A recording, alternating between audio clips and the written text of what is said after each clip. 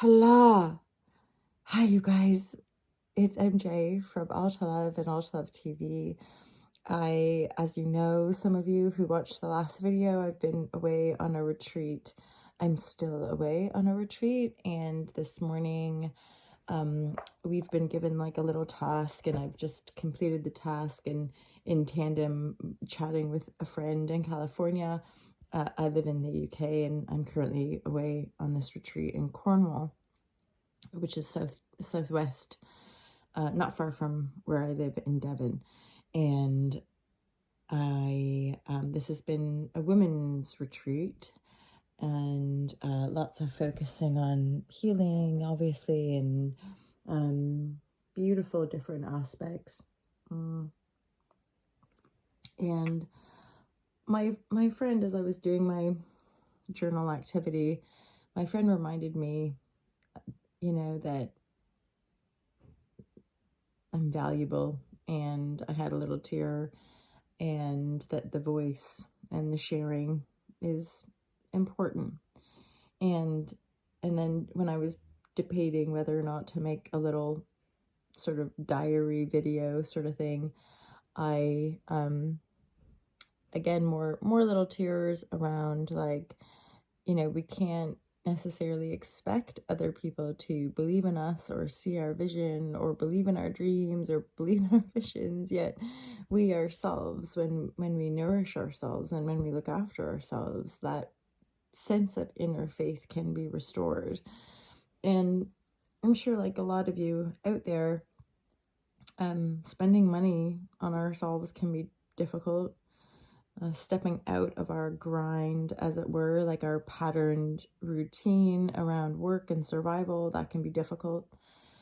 Certainly, investing what we feel is, larger sums of money and taking ourselves away. Like, I definitely had a moment of like, is this practical? Like, should I really be investing these hundreds of pounds into this break away? And of course, by the time I'm here, it's like, of course, the money isn't even a question, and I'm meant to be here, and I'm receiving, potent female medicinal powers, as it were, just from being in this sort of container. And I really value, and on this retreat, it's not actually a word or expression that I've ever used, but they're coining it like the sister wound, which I'm sure is out there in the field and plenty of people are aware of it, but it's new to me, the sister wound. And if any of you have ever been like hurt or betrayed by other women, that's part of it, is like, yes, we can say in our romantic relationships that we've been hurt or what have you, and yet being hurt by friends or being hurt by, and I know I've acted that out, like I've been the one who to hurt the other or to, cut ties with people and etc. And so, we've all probably had the opportunity to play the different archetypes, as it were, and yet at this stage in my life, it's all like, okay, but now it's time to kind of grow up and own more of that alchemy and own more of that medicine and own more of that power and be bold in continuing to move forward. And, I guess that's why I'm sharing, was that I shared with my buddy.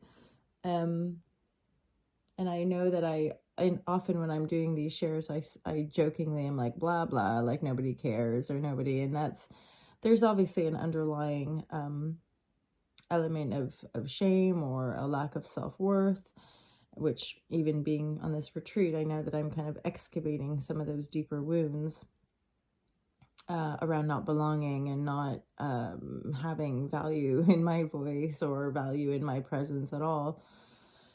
And then a lot of those deeper threads around the female cycle and stuff that are gross or disgusting or like need to be hidden, and that's also coming out in these sort of circles, which I think is important work, really important work, because our society is so imbalanced and disconnected. And what more potent way to get connected than to get connected to your own body, man or woman, right? Or any gender that you identify with, or species for that matter, but to know yourself, to know your body, and to know how it works. And then within that cyclical nature of our form, in relationship to the earth, because primarily it's regardless of what town or city you live in, we all live and inhabit the earth, and the earth provides us with food and water and clean air, and those deeper connections, which are native tribes or Aboriginal tribes, which at one point in colonization we tried to wipe out.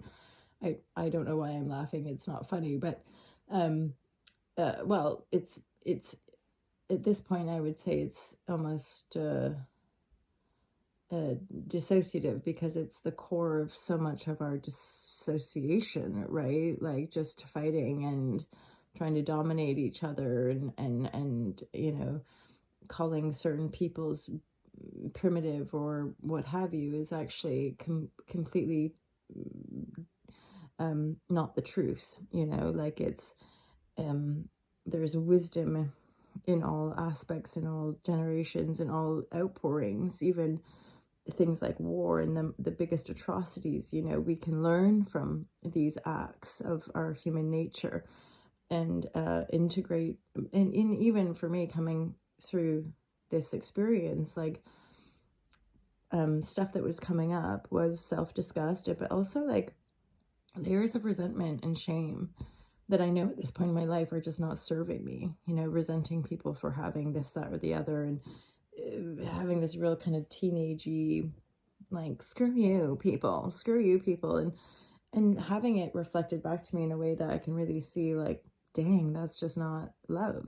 I have this brand Ultra Love, and here I am resenting people that own property, or resenting people that have a lot of seeming abundance without holding space for the compassion, right? And so, I think for me anyway, it's really important to withdraw and to look at those aspects and to keep doing the work, regardless of you've been doing the work for 10 years or 20 years or longer. I think of some of our older generations and the pioneers of some of this stuff, and how intense it was for them, and how they just have to keep going. And I think, yeah, we can come to this new agey type of stuff, although I don't like these coined expressions, because I don't know often if they really serve the inherent grassroots movement of the new paradigm, right? Because it's so beyond any individual term or phrase, or even anyone's individual perspective for that matter. But we are evolving, and we are becoming more in the light of our own loving radiance, like in our ability to be compassionate, empathic beings. And as I speak these words, I'm aware of, like, yeah, we honor that, and we push the needle, right, a little bit, and we give one another permission to step into that authenticity as well, right, in a reciprocal fashion, through these sort of alchemical exchanges, because they're just pure flow, right? There's no control, there's no telling you how to be. It's just more of us showing up in our authenticity as humans navigating this earthly experience, not pretending to know, but offering that wisdom of authenticity, right? That it's okay not to know, and it's okay to be down and out, and it's okay to not have, and yet deep within, which is part of all spiritual and mysterious teachings, that we have the truth within us. And that's why meditation and retreat, nature and things like that are so potently powerful, because it's not, that's one thing that doesn't necessarily filtrate into that mainstream narrative, which is just a bombardment of fearful rhetoric, right? So anywho, my lovers, I'm gonna go, because it's smoothie breakfast time, and then we're gonna go for a walk to the beach. And there's just gonna be more ceremony. I've got my devotional crystals here. It's my selenite wand that I picked up in San Francisco. I picked up in San Fran back in a road trip I did with my mom in 2014, 2015. We drove from Ontario through the United States up to Vancouver for the holidays, and then we drove back through some different states, and I picked this one up, which I swear to God has just been with me, like, through it all. And I'm on this woman retreat writing a letter in connection to my mom, and I've been doing a lot of healing. Some of you guys know the story. My mom was adopted, and my dad is as well, and so I think I might have been in denial about how deep that abandonment rejection wound went, and this is the kind of reintegration and claiming of the belongingness of all the orphans and all of the misplaced people, right? Because there's something about our responsibility to heal, but the pain of the world and the pain of a lot of these traumas is not our fault, you know, like even though I can feel like, well, it's not actually like your fault, it's not my fault, like we can't, none of us can take that on, although we might try. You know, we can celebrate our existence essentially and find healthier, more wholesome ways of stepping into that embodiment, however it looks for you. So anywho, I hope that you heard that. I know that my phone was like jammed, and I don't think the sound quality is going to be great, but anyway, my lovers, have a wonderful day. Thank you for being my internet friends. Thank you for choosing love, and I'll see you guys real soon. Take care. Peace out.